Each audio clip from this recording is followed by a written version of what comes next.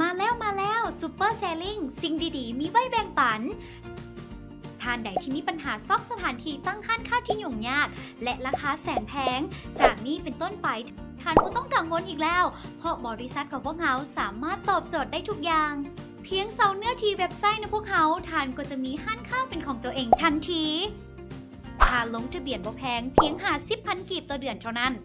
ท่านจะได้หลายกว่าที่ท่านให้แน่นอนโดยท่านสามารถนำเอาห้านค่าสินค้าความสามารถพรสวรรค์ที่ท่านมีมาลงในเว็บไซต์เฮา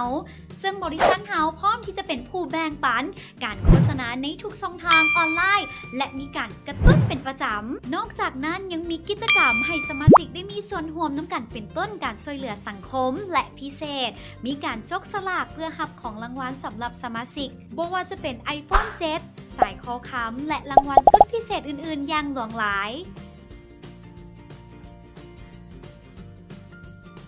บริษัทซูเปอร์เซลลิงจำกัดตั้งอยู่บ้านทองไก่แก้วเมืองจันทบุรีนครหลวงเวียงจันทร์ข้อมูลเพิ่มเติมโทร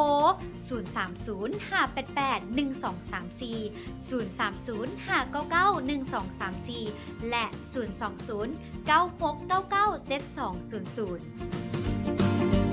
020-9699-7200